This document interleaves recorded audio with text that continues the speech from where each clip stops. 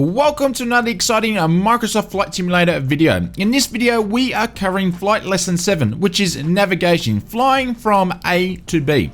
This video is part of our 18-day of a Flight Sim preview build coverage. You have been asking many questions in the comments of some of our videos about what you want to know with this new sim. Content each day answering all your questions ranging from handcrafted airports, crash mechanics tutorials and more. So hit that subscribe button and ring that notification bell to see when our next Microsoft Flight Simulator video is released. Now that all the hard work is done and you understand the basics of navigating an aircraft, it's time to learn how to explore the world. The freedom of flight is just upon us. So let's jump into the cockpit of the Cessna 152 again and begin our navigation lesson. I've always said, flying is freeing. Open skies, endless possibilities. But to fully enjoy it, you need to be prepared. We're going to focus this lesson on navigation prep and procedures, the fundamentals of getting from point A to point B. Step 1, putting some distance between us and the ground.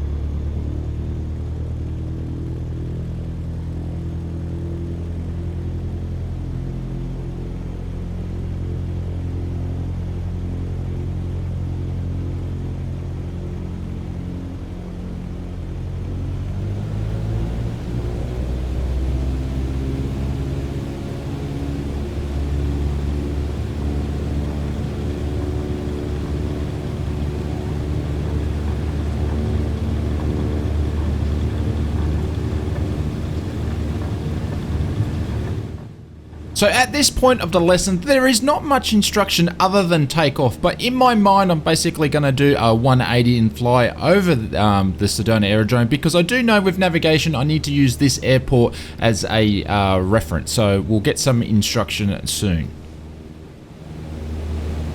All right, we're off. Now keep climbing around the airport till we reach 5,800 feet.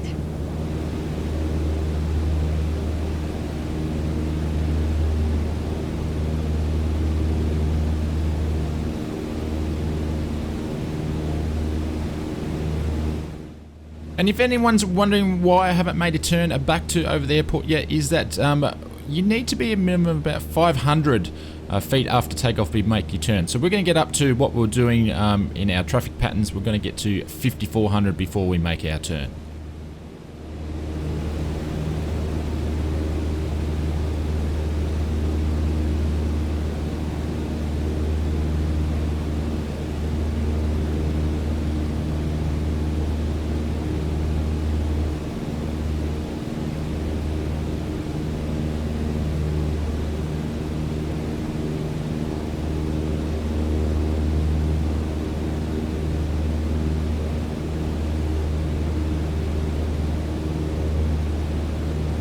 Without saying, but good navigation starts with good departure prep.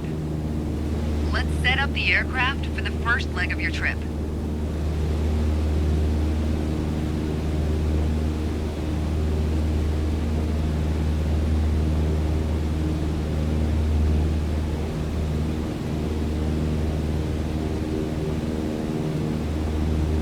Attitude? Check. Now for your heading. When you need to set and maintain a heading, you'll want to rely on your heading indicator. Compasses are prone to errors, especially during turns or while accelerating or decelerating. Go ahead and position your plane above the airport.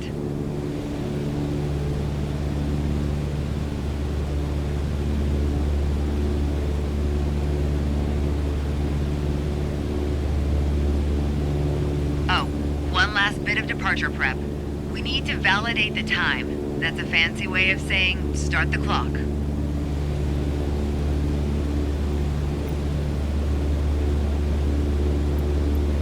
On the nav log, you can see our next waypoint, Munns Park, is at a 41-degree heading about 5 minutes away. Navigating is basically flying a given heading for a given amount of time. Sometimes you deviate. But if you track the time flown from your last known position, you'll always have at least a range for your current position.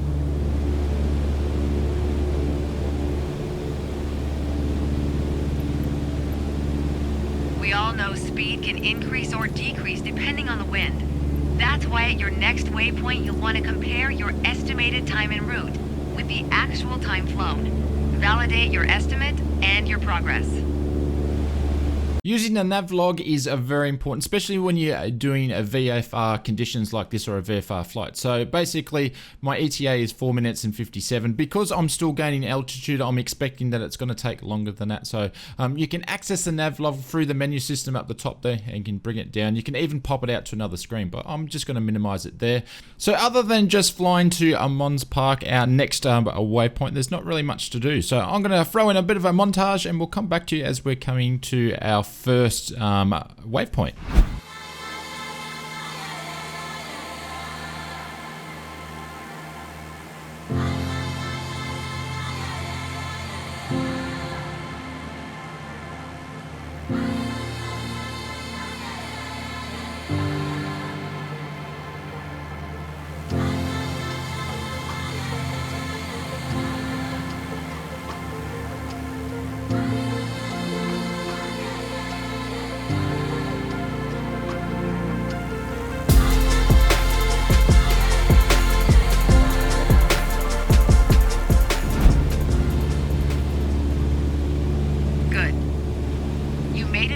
Park. According to the nav log, we've got one more stop, Flagstaff Pulliam Airport. An easier way to navigate is to follow identifiable landmarks like highways. And just so happens we have one below us.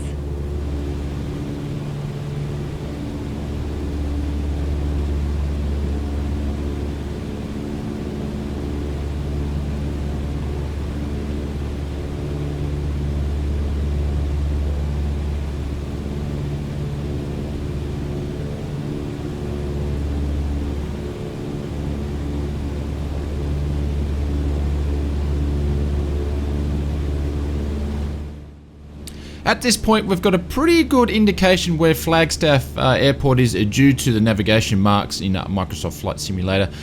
We are turning to our left because we're going to use the highway as a VFR landmark, and it's going to take us all the way to Flagstaff.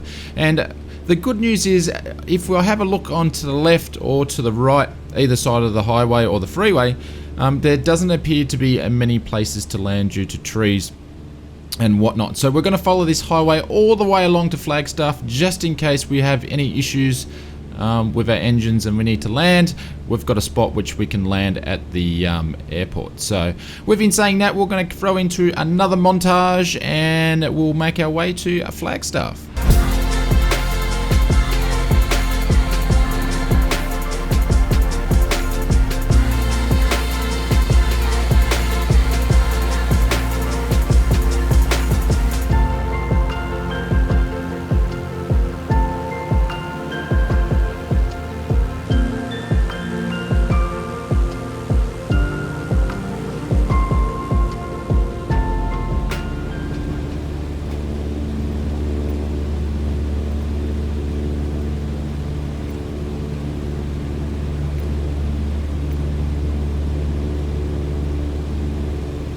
As you close in on Flagstaff Pulliam airspace, next step is setting up to enter the traffic pattern.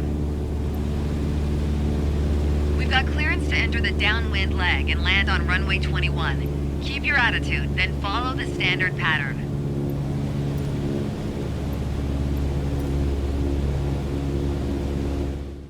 During this whole lesson, they just get you to concentrate on navigation and aviating. There is no communicating or using ATC or doing any CTAF callouts, which is callouts for uncontrolled aerodromes. I was always taught with my flight lessons, is to fly over the aerodrome. In this particular case, which you can do, is we're going to join on the downwind leg and make a left-hand circuit in to the runway at Flagstaff. If you're interested to see how this type of flight is done in real life, my local flight school, GoFly, where I actually did my pilot certificate, they have just recently published a video on how to pass your navigation test. So I'd highly recommend going to check that out. If you want to see this is how we did in the sim compared to this is how you would do it in real life. I'll leave a link in the description and also a card at the end. Why don't you go and check that one video out and drop a comment and say hello from Oz Flight Simmer.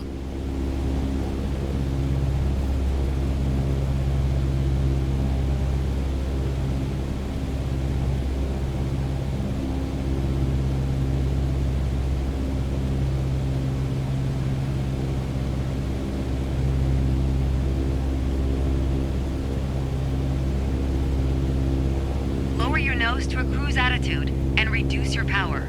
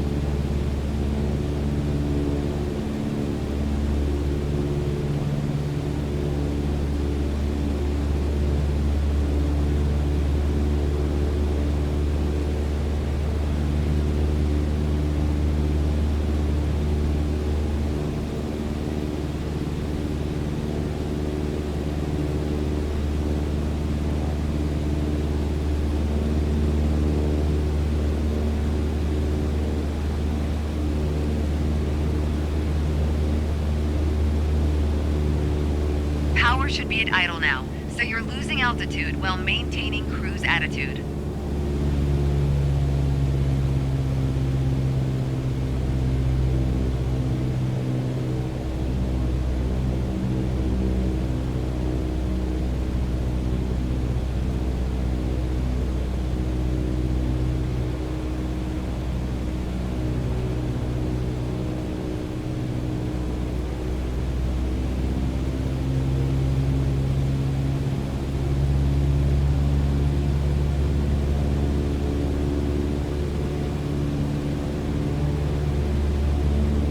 Finally, a landing on runway 21, and we'll call this one done.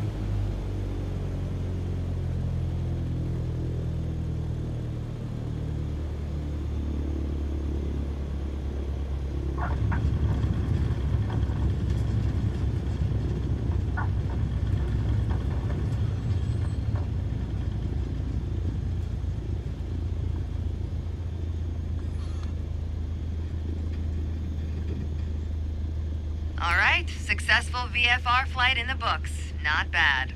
Not bad at all.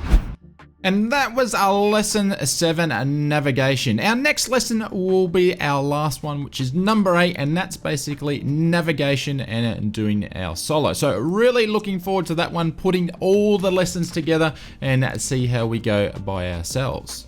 This video has been part of our 18 days of coverage of this new flight sim. We've been answering all the questions that you have been asking in our videos for a long time about what you want to know with this sim, ranging from tutorials, crash mechanics, water landings, you name it, we've got these videos covered for you. So if you want to stay up to date with all the latest news updates and insights and these videos, please hit that subscribe button and the notification bell so you know when our next video is coming out. Normally I would leave you with one of my other Microsoft Flight Simulator videos, but in this case I'm gonna leave you with my local flight school, a GoFly navigation flight test. Why don't you check that one out and see how it's done in real life?